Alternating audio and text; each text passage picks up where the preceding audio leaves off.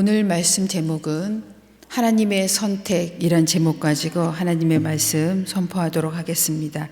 창세기 25장 19절로 23절의 말씀이지요.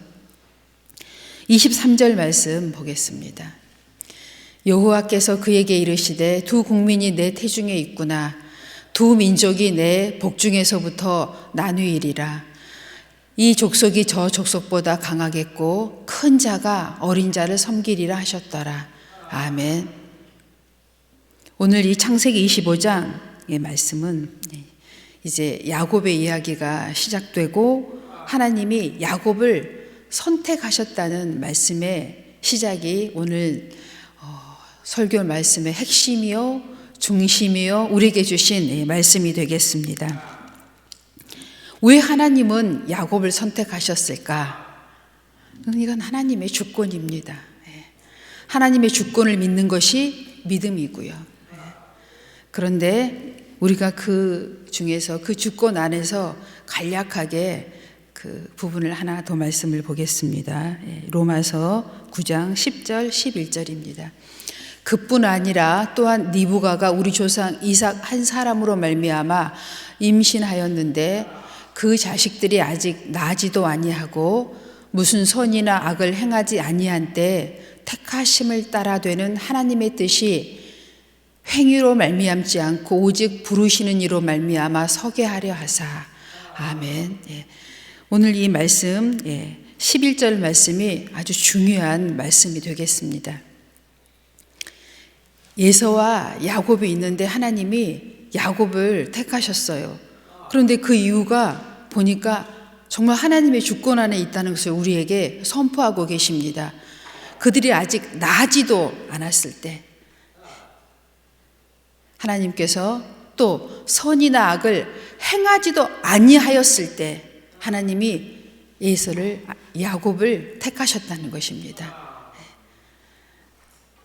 우리가 이것을 믿음으로 받는 것이 신앙생활입니다.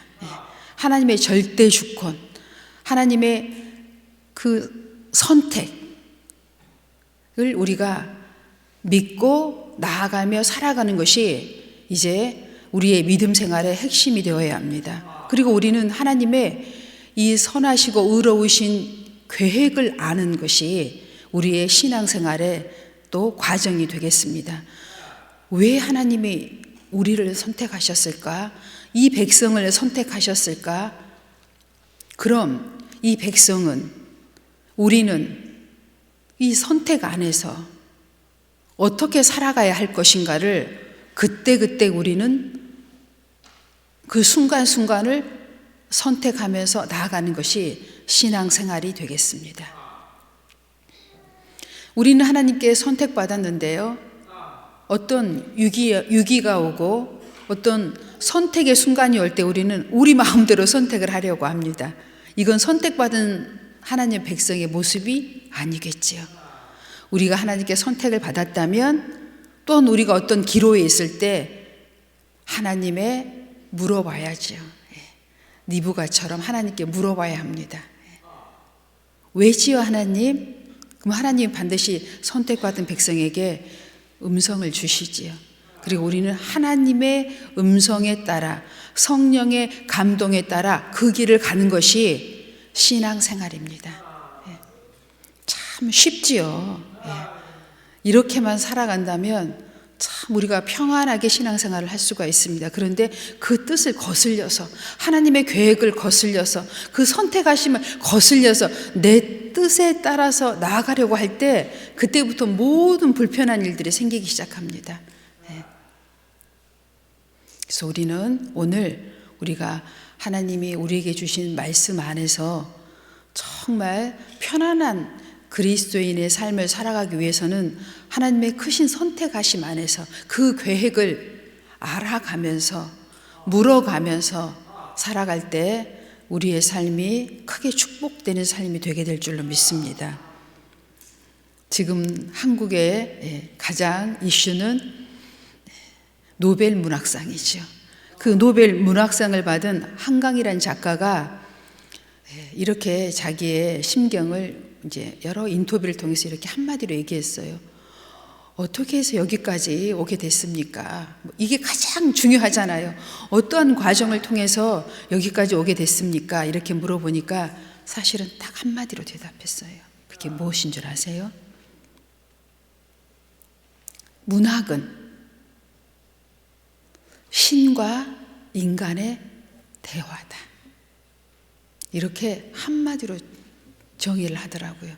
자기는 그것을 마음에 평생 간직하면서 글을 썼다는 거예요. 사람과 인간의 대화가 아니라 신과 인간의 대화를 자기는 써 내려갔다는 거예요. 그런 과정 중에 왜 어려움이 없었겠어요?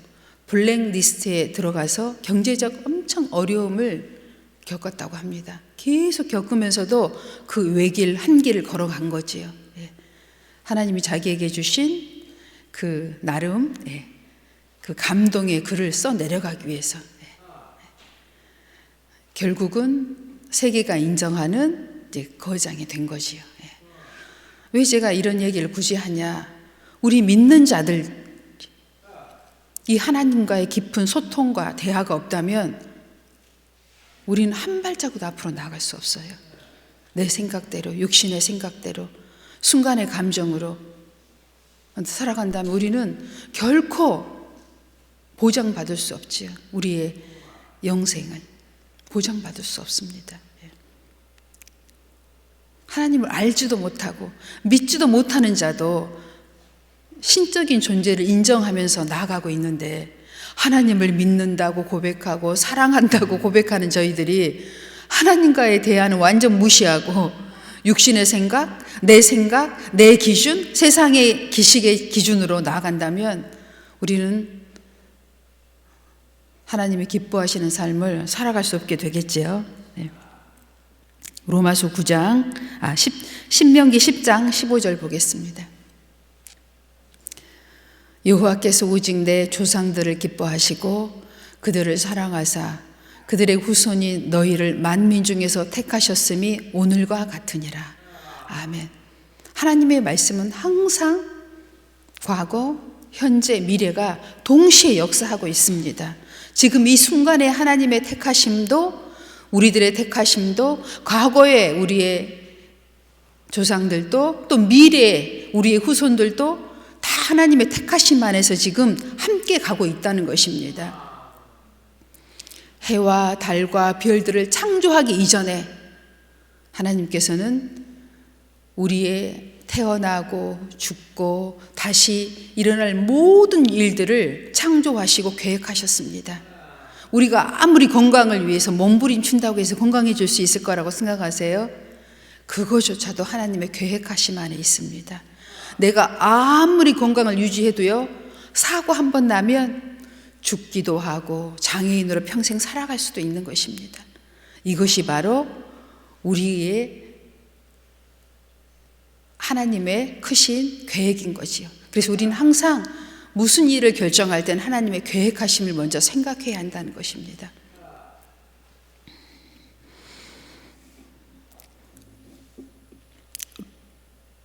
로마서 9장 15절 16절 보겠습니다.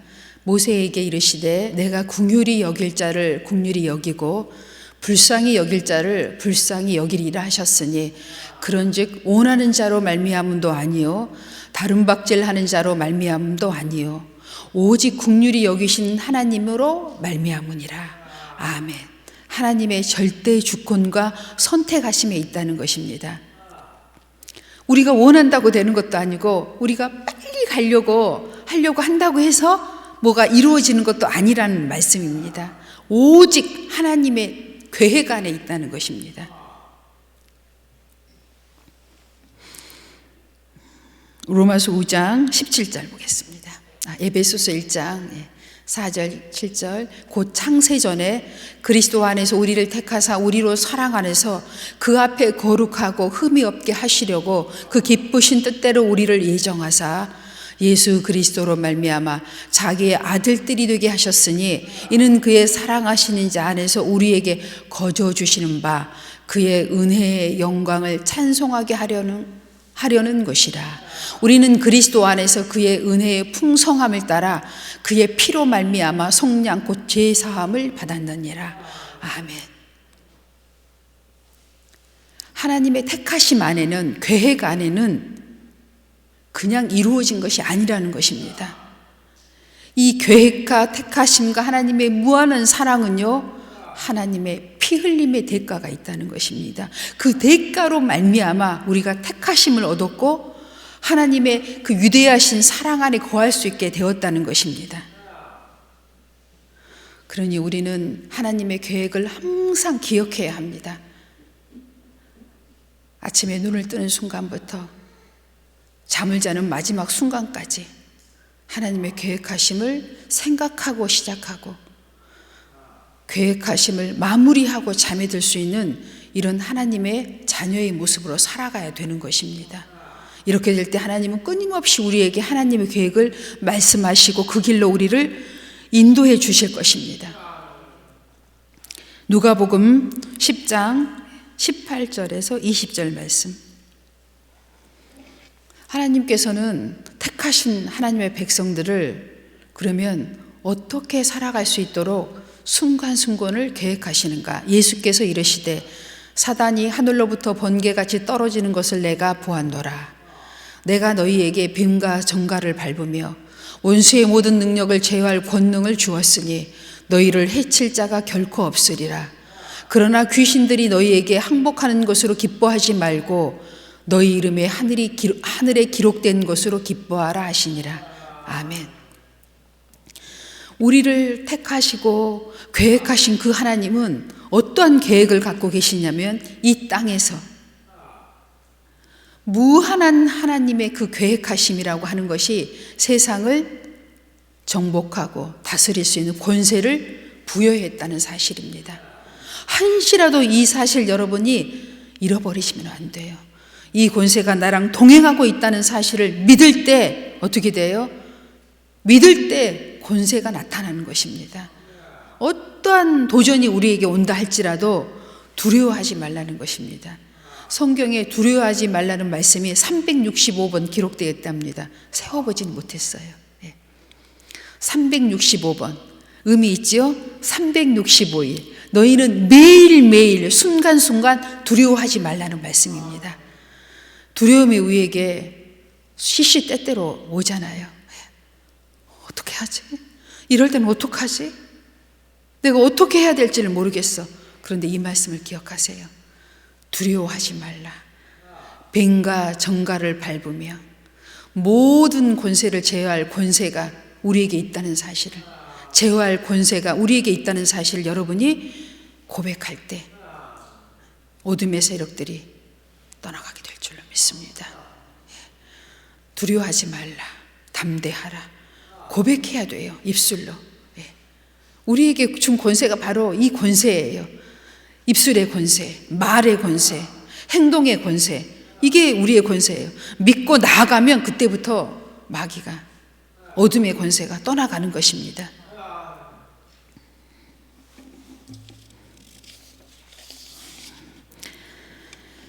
고린도전서 6장 20절입니다. 값으로 산 것이 되었으니 그런즉 너희 몸으로 하나님께 영광을 돌리라. 아멘.